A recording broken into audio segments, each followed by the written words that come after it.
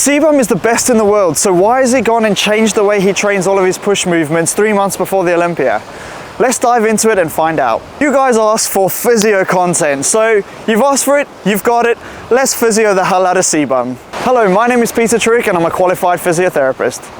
Chris Bumstead is notorious for getting injured right before the Olympia and not telling a soul and still coming out on top. So I've watched a Chris Bumstead video or two in the past, but I haven't seen one for a while until last week where the YouTube algorithm said, bang, threw up a Cbum video on the chest. So I thought, awesome, I'm gonna go watch that video, see what he's doing, see how massive he is in his prep for the Olympia. What I found was quite strange. I had loads of questions. So one of the first things he does is decline pressing. Now, we know through science and through testing for hypertrophy as well as EMG studies that decline press is the least effective pressing movement for the chest. So why is the best in the world doing a decline press? Then fast forwarding to the next exercise in that video, and he's doing incline pressing, which, all right, brilliant, fantastic. We're getting good upper chest fibers, good mid chest and good lower chest fibers all involved. Upper chest a bit more focused, perfect. But what he does is lighter weight, which is absolutely fine, but he's doing pauses at the top, pauses at the bottom, and finishing off with an isometric hold. Now, an isometric does not build as much muscle as your eccentric or your concentric. So again, why is the best bodybuilder in the classic physique on the planet doing isometric holds with a lighter weight?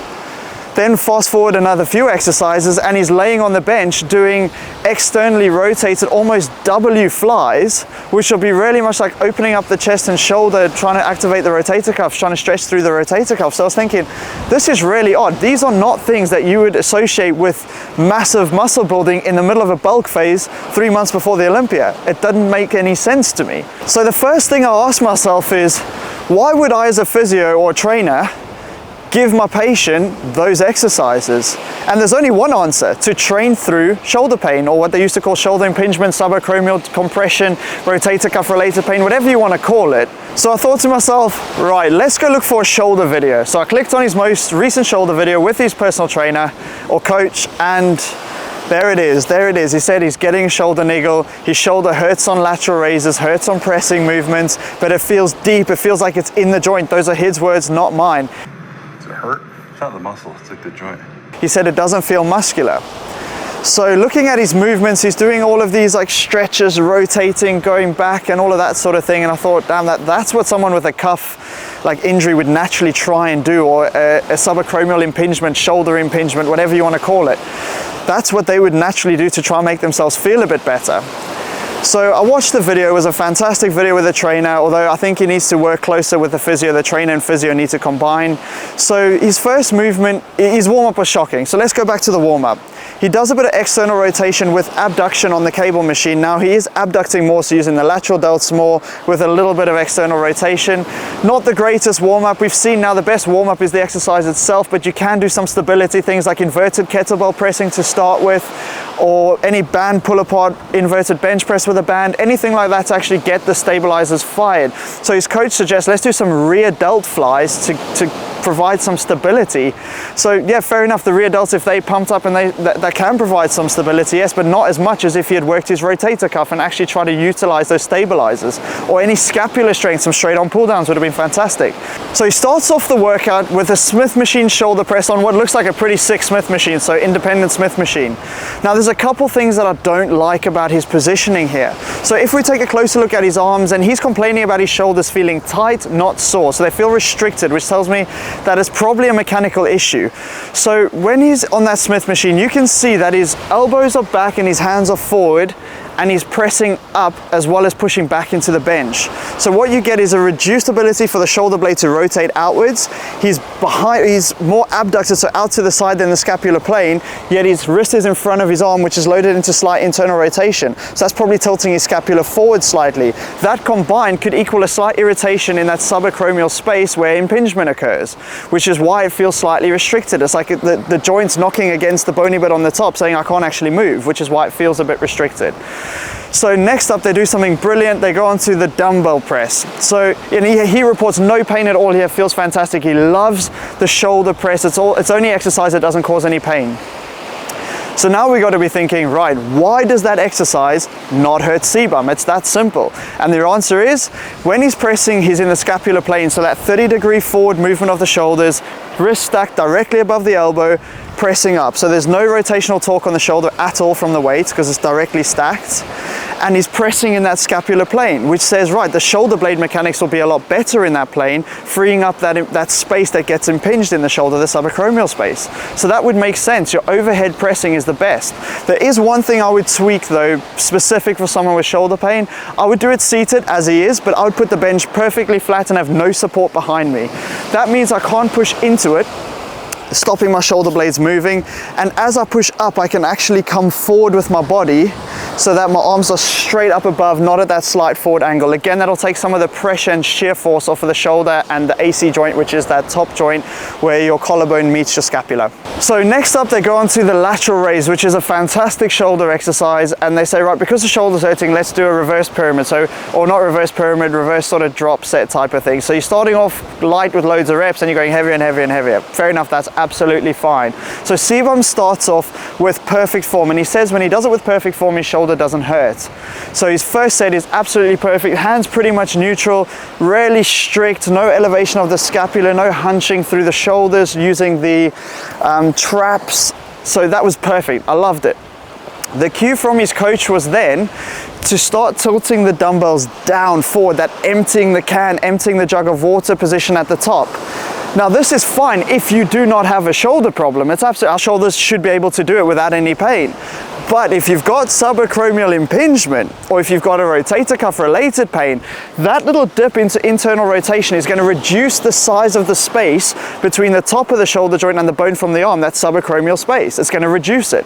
Therefore, it's going to cause a bit of pain. And I actually think it was, because if you look at Cbum's face, it looks like he's fighting through it. Now, this is not that severe pain where, oh, I can't lift. This is just like a little bit of a niggle, but it can develop into something a bit more serious.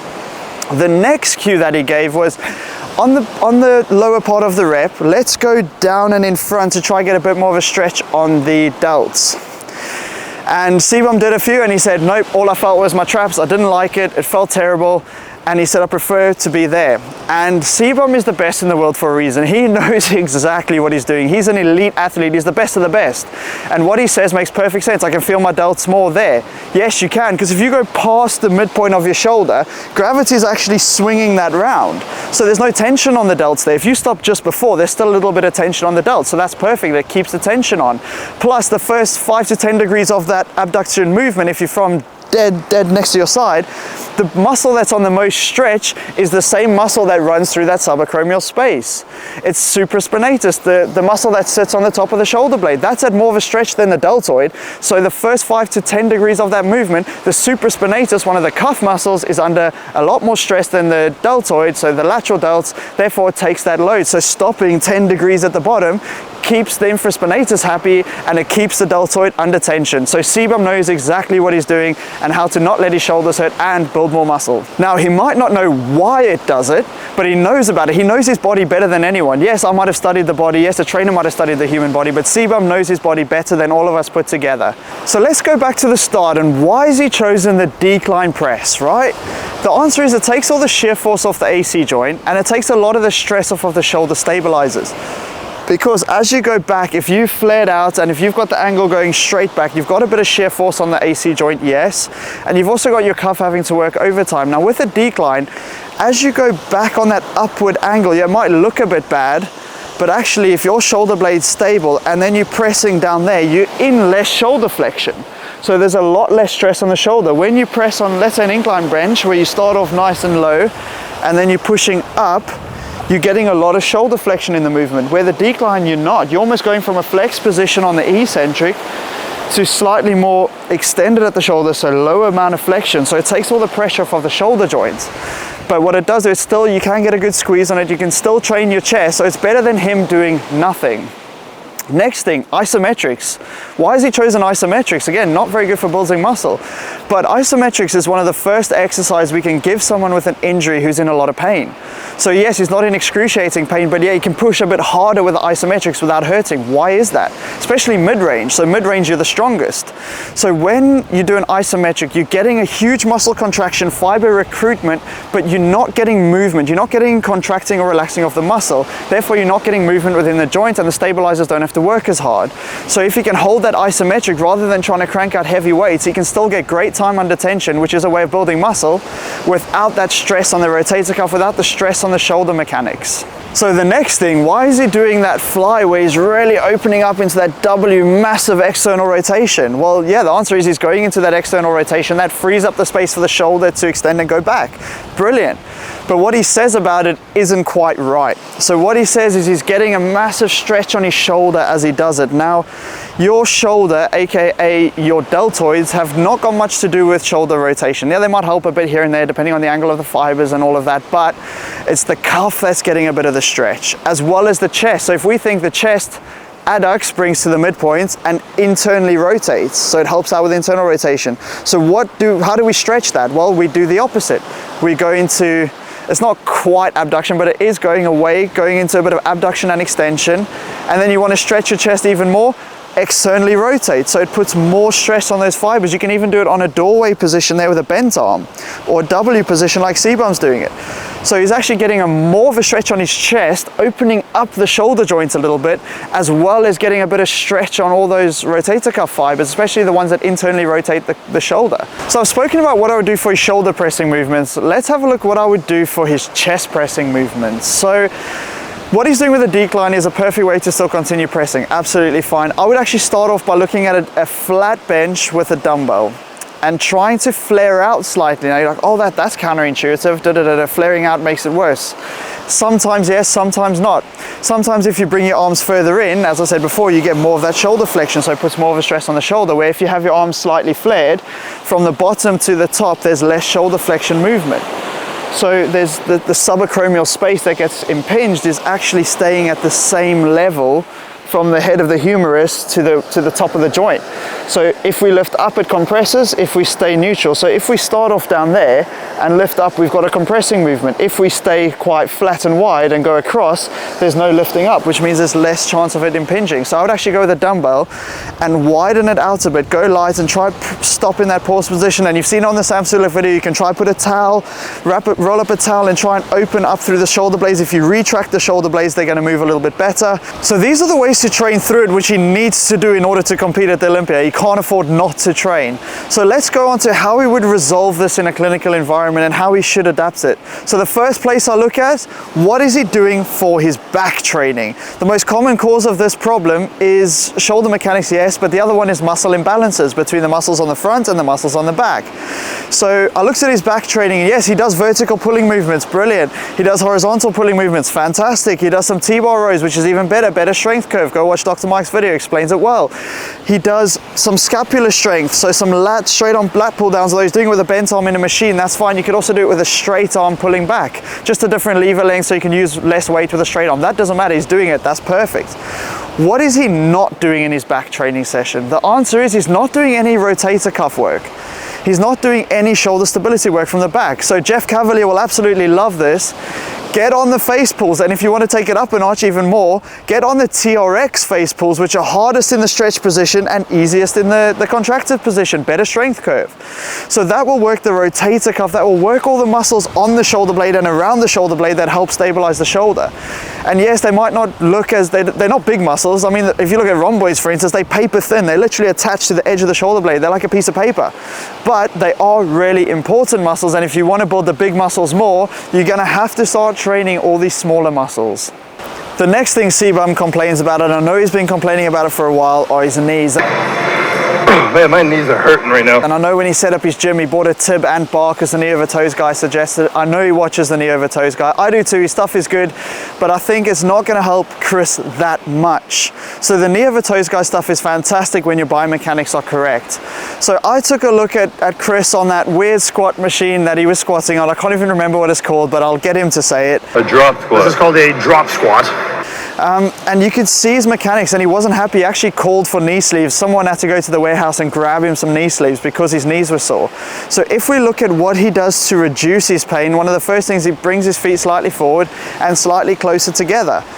Now that's the first clue as to what could be going on. So then I'm thinking straight away, this knee pain is biomechanical. Again, he said he's had imaging of his knees which showed a couple of tears, micro tears everywhere. The person asked, how are you even walking? But the thing is, those, I'm guessing, those are micro tears within the meniscus or within the quadriceps tendon, or just a connective tissue around the knee, which again is not the end of the world. He should be absolutely fine. But when he does squat, let's have a look at his knee movement, let's have a look at his foot movement, and let's try to decipher what's going on. So we know that when he takes his feet wider apart and brings them back underneath him, there's more pain. So that tells me straight away, without any question, it's a biomechanical knee pain. So you can call it patellofemoral pain syndrome, so kneecap tracking if you want, but it's biomechanical in nature, right? So let's look at what his knees are doing. As he's squatting down, there's a slight wobble in the knee, nothing too bad. And when he gets to a certain depth, his knees rock backwards. So that anterior force going through the front of the knee is rocking backwards. Now there's a couple things for this. One is a reduction in hip internal rotation mobility. The other is a reduction in ankle dorsiflexion mobility. And his training partner actually says, oh, actually this device needs to be tilted forward so you inhibit a plantar flexion. That would take that right away. You could do that by wedging your feet or doing it in lifting shoes. That may help, it may not. Some people think, oh, if you have more anterior force through the knee, it's going to be more sore. Well, no, it might not be. If your ankle mobility is limited, so when you have to rock back and shift the weight off because you can't go any further forward, that could be causing the pain in the knee. So lifting it up and taking the ankles out might solve his issue. So that's where I would start. I would start off by wedging him and see if that reduces his pain. The next thing we look at is his feet.